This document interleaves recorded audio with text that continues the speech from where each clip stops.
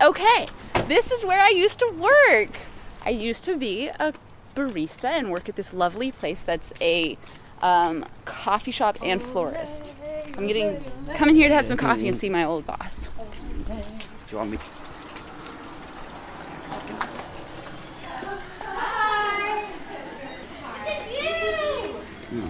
With that child. No, wait. They're here. You brought them. Yeah!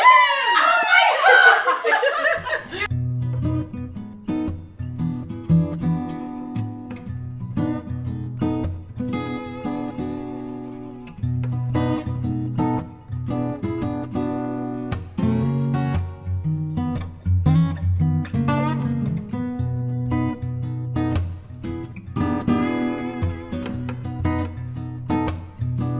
Alright, we saw Ingrid, got some delicious coffee.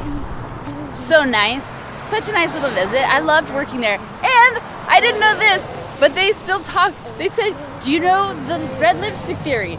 I am the one who created the red lipstick theory. And that was, I had this theory, developed theory, that if, as a barista, you wore red lipstick, you got more tips at the end of the day. And it was like proven theory. I mean, as proven as it can get.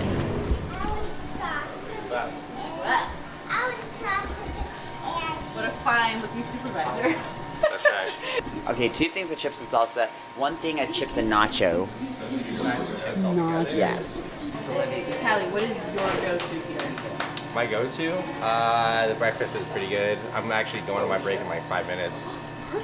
And I'm gonna order a breakfast burrito. But my go-to would probably be the fish taco. Really? It's What kind of fish is it? wild Alaskan cod and it's beer battered. What? I feel like I'm doing a commercial. I know. Yeah, it comes from the deep oceans of Alaska. And it goes with pico de gallo and it's like avocado ranch. Definitely tacos. Yeah, wild cod. Do 2 of those. Okay. Does it come with it? No. No. What a deal. What a wheel of a deal. Deal. Thanks, babe. Dude. I spent all my years just believing you, but I just can't get no relief. Lord, somebody. I was just saying how I miss Mexican food, and this, like these tacos look bomb. Fish tacos, yum. This looks really So bomb. This is the bombest salsa. Here's some salsa. There's another one I miss. I miss real salsa. I'm not a giant fan of the green salsa. Oh, I love it. I love green salsa. Ooh. So, Oh my gosh. hell yeah. This is so much. It's on the weekends because they go to the That mountains. one is mine. I went and told Mom, and I was Sounds like, like the Mom, highlight I'm of the really evening. sorry, you know, this happened or whatever. And she said, she goes, you know, it's kind of cute. We're just gonna leave it. I go, I think you're just saying that to save yourself money. But You ready, Leia? all right, I'll see you guys. Here you go, Bubba. Love you. Love you. Thanks, Cal. Yeah. This is really good timing. Yeah. That worked out. All right. This is the McDonald's we used to come to every Tuesday after youth group.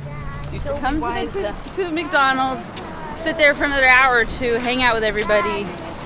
I haven't been to a McDonald's in Been a hot years. And I don't plan to break that trend anytime soon. The only thing I kind of miss or like would get is a McFlurry. Yeah. Oh gosh. I know. McFlurry is probably the only thing I'd go back to The get. biggest thing I miss about McDonald's is the memories. Memories? Yeah. Just the memories of everybody. I'll throw this in the back. Thanks. All right, and we are back at the house. Put the babies to bed. Where do I? We put the kitties to bed, and then we might go out while they're sleeping, or I'm not sure yet. We'll see. All right. So I don't have much time before mosquitoes start to eat me alive, but thought I'd just kind of share with you, if it wasn't clear before, why I came to California. Why now? Why did I come now? Why did I come by myself with my kids? Why go through all the effort? And basically because both of my grandmas are declining in health, and mentally it's becoming much more difficult for them. My one grandma, there's been a few episodes she's had that we didn't know if she was going to pull out of it or if that was going to be the end. I really had in my mind that I wanted to have some close quality time with my grandmothers before that. And especially living in Slovenia, I wanted that when that time does come, that I can have peace about it. Part of the inspiration for this kind of thinking was that my great-grandmother passed away when I was about 10. I think it was 10 when she died. And she was a strong, healthy woman all her life, was never sick. And then when she, I don't know, how old was she, 88? Something like this. She just all of a sudden had a stroke, got sick, couldn't figure it out, was diagnosed with pancreatic cancer, and 2 weeks later died. And I remember she was at home with like hospice, but I was saying goodbye to her because we were going to be going home and my mom was going to stay. And like I really have imprinted in my mind saying goodbye to her and knowing that that was like the last time I would see her, and how much I loved her, how much like she was a part of my life. I mean, she's my great grandmother, and I spent the first 10 years of my life knowing her.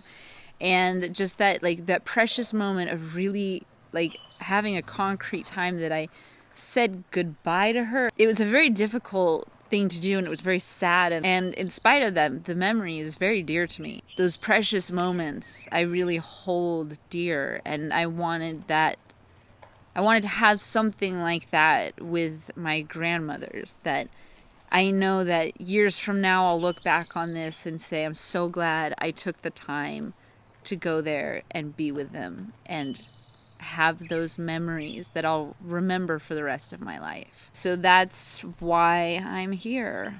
It's been very, if I'm honest, it's been really, really emotional. You know, kind of the next phase of life, and it's difficult to go through that. It's obviously very personal. That said, today we had a great day.